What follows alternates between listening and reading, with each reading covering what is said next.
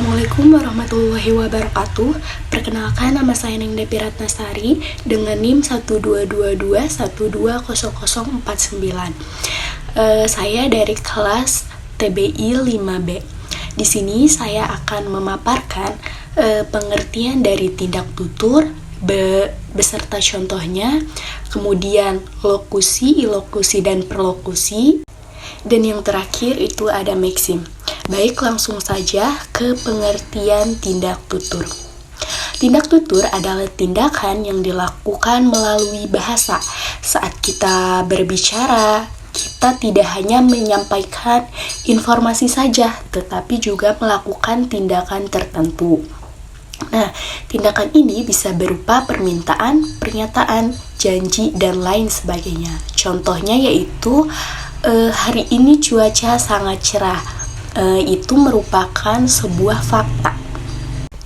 Nah, kemudian ada pula komponen tindak tutur, yaitu tindak lokusi. Tindak lokusi adalah tindakan yang mengucapkan kata-kata dengan makna tertentu. Ini adalah tindakan dasar dalam berkomunikasi. Contohnya itu seperti hari ini hujan. Kemudian yang kedua yaitu tindak lokusi. Nah, tindakan yang dilakukan melalui ucapan ini adalah maksud atau tujuan yang ingin disampaikan oleh penutur. Nah, contohnya itu seperti tolong tutup pintu. Maksudnya adalah meminta seseorang untuk menutup pintu. Kemudian yang terakhir yaitu ada tindak perlokusi. Nah, atau efek atau pengaruh yang ditimbulkan oleh ucapan terhadap pendengar. Contohnya itu seperti setelah mendengar tolong tutup pintu, seseorang kemudian menutup pintu. Seperti itu. Nah, untuk yang terakhir yaitu ada maksim. Nah, pengertian maksim sendiri adalah prinsip-prinsip yang mengatur percakapan agar efektif dan efisien. Nah, prinsip ini terdiri dari 4 bagian. Yang pertama yaitu kualitas. Kualitas berusaha menyampaikan informasi yang benar dan dapat dipertanggungjawabkan. Contohnya itu seperti saya yakin dia akan datang.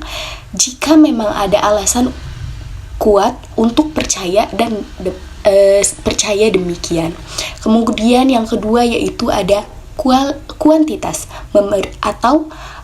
memberikan informasi yang cukup, tidak terlalu banyak atau tidak terlalu sedikit. Nah, contohnya itu menjawab pertanyaan dengan jelas dan ringkas. Kemudian yang ketiga yaitu ada relevansi.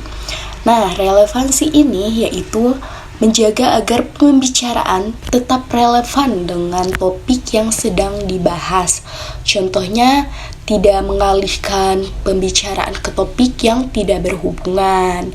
Nah, yang terakhir itu ada cara, yaitu berusaha menyampaikan pesan dengan jelas, singkat, dan teratur. Contohnya itu yaitu menggunakan bahasa yang mudah dipahami dan menghindari ambiguitas. Contoh gabungan nih. Ada contoh gabungan juga. Seperti yaitu, Bu, saya lapar. Nah, tindak lokusinya itu mengucapkan kata-kata.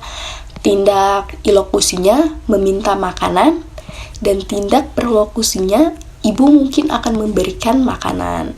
Ucapan ini juga memenuhi prinsip kuantitas atau informasi yang cukup dan relevansi atau topik tentang kelaparan. Baik, untuk lebih jelasnya di sini saya akan menampilkan cuplikan video penjelasan tentang apa yang tadi saya sudah jelaskan.